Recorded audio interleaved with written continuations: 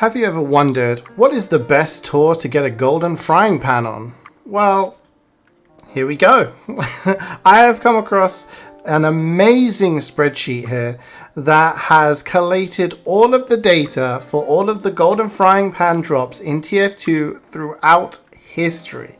It is an absolutely amazing collection of stats, data. It's been handed to me from kind of friend of a friend of a friend, so I don't actually know who to credit with putting all of this together. Whoever you are, if you want to let me know, because you've done an amazing job of keeping this up to date. As you can see here, golden frying pan stats updated up to the 27th of February, which at the time of this video, it's about, a week ago. And as you can see here, a nice little number, 370 pan drops since the Australian update, the Two Cities update was added into Team Fortress 2. Now, this is just one page of all of the stats. There is so many stats going on here. It shows you all the different drops in terms of the level count. It shows you the number of the different combinations of the effects, because obviously a golden frying pan, when it drops already with a professional kill streak. It shows you which eye effect you are going to be getting, which kill streak color you are also going to be getting as well. And also there is the yearly charts of the number of pans that have been happening. You can see the years in which the most number of pans have dropped. And as you can see, 2015 with 58 golden pans dropping was the highest year. 2014, 49 was also fairly high, but 2021 and 2022, 51 and 52. A lot higher than this period here between 2016 and 2020.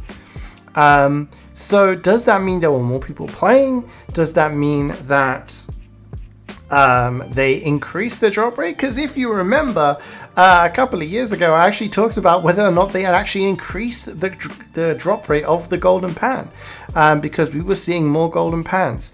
Whether that's the case or whether it's just RNG, who knows? But you can also see the stats between the months as well, so you can get an idea of when all the pans have dropped. And it even has a list of all the people who have got the golden pans, the date they dropped, the tour level, the level they got, the sheen, everything.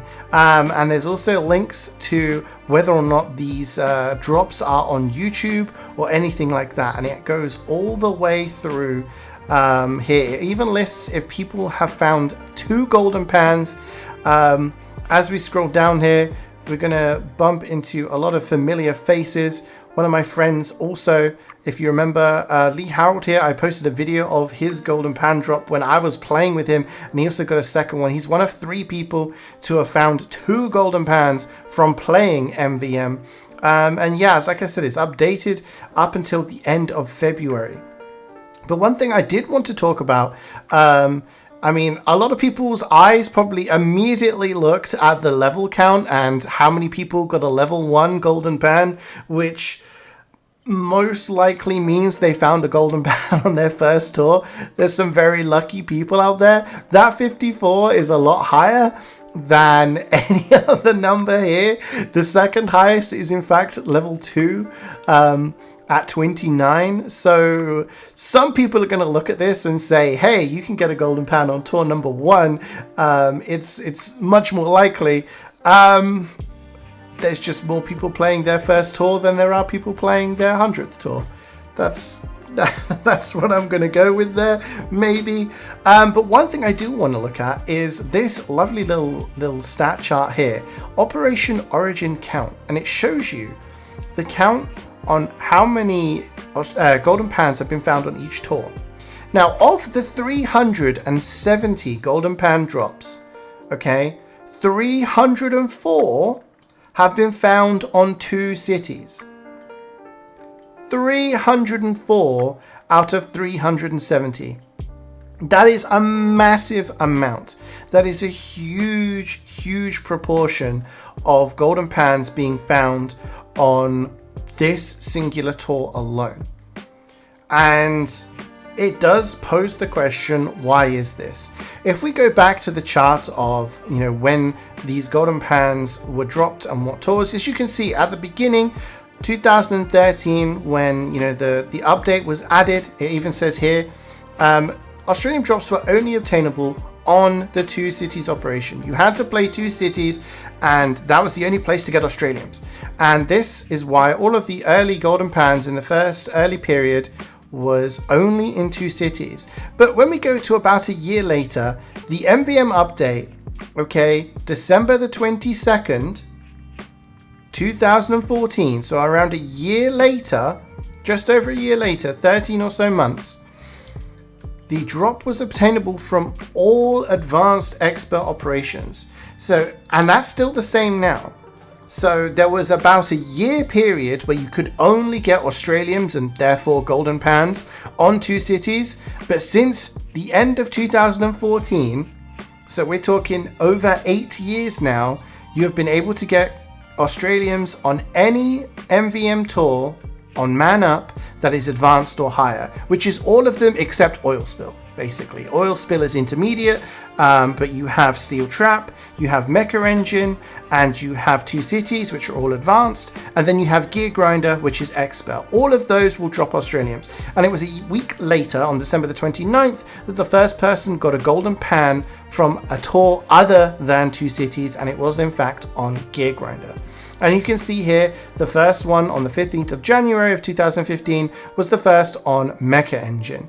And as we go through, we can see still the majority of golden pans that are dropping are on Two Cities, with the odd ones coupled in here. We see Steel Trap, we see Mecha, we see a Gear Grinder. But as we scroll through, we can see it's almost like the default is Two Cities, and the rest are just kind of thrown in, odd ones coming in here or there. There was only a couple of instances where the tour and any information was unknown, so there isn't really any outliers in terms of that. But as we go through, it's still a majority of Two Cities. Now, when we look at these numbers again, only 5 were ever found on Steel Trap, 26 on Mecha Engine, and 32 on Gear Grinder. So there's a number of reasons I could think about why this could be, why this number distribution is the way it is. Because again, we have the charts. Up until 2014, there were 55, okay? This is just kind of, throwing this together. Actually, we can even look at this. I don't even need to throw it together. I can actually look. The first 53 golden pans were found on Two Cities before the update, which means the next 317 were found after an update which allowed them to be found anywhere. Now, Steel Trap is 6 missions long. It requires 6 tickets. It's one of the most outdated tours, and that is probably the reason why only 5 have been found on Steel Trap. But Mecha Engine is one of the most played tours, simply because it takes 3 tickets and it's advanced. Gear Grinder is also 3 missions, for the tour, but it is expert. It is faster than Mecha Engine if you have a full squad who know what you're doing, but if you're playing by yourself or you're playing with people who aren't, completely comfortable with playing on expert, Mecha Engine is probably the most commonly played and the easiest to do. But regardless of this, you can see obviously the majority on Two Cities. Now, there have been a long time, and I do want to raise a question. Please post in the comments if you are unaware Australians could drop outside of Two Cities. Because to this day, 2023, I still have people coming into my stream on a Monday when I stream MVM, and they say, why are you playing on this tour? You can't get Australians. And I say, yeah, you can.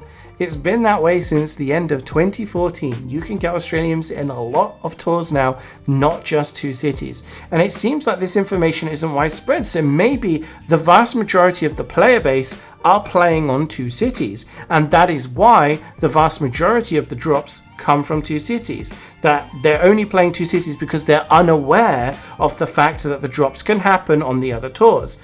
Now, this may be the case for some people, but the amount of people still playing MVM within the past few years is probably a majority of people who are aware of this fact. a lot of people who actually want to play the game and want to get Australiums are aware of which tours to get them on, and I think maybe that's not such an issue.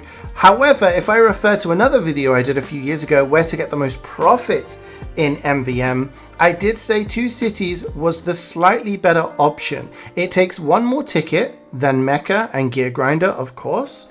However, you're not just playing for Australiums. You're guaranteed to get specialized killstreak fabricators. You get the chance of professional killstreak fabricators, and those can also be worth as much or more than some of the Australiums that you can get. So it may be just the fact that people prefer to play Two Cities because of the variety and the extras that you can get that can get them something, a reward at the end of the tour, rather than just the bot killers and the hope and a prayer that you're going to get an Australium at the end of Mecca or Gear Grinder.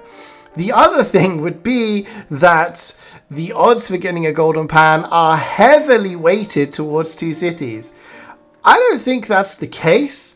But it is an interesting fact to take a look at these numbers. I am a fan of seeing like stat distributions across these drops and getting an idea. And again, whoever made this this spreadsheet and put all this data together, please let me know who you are, because you've done an absolutely fantastic job.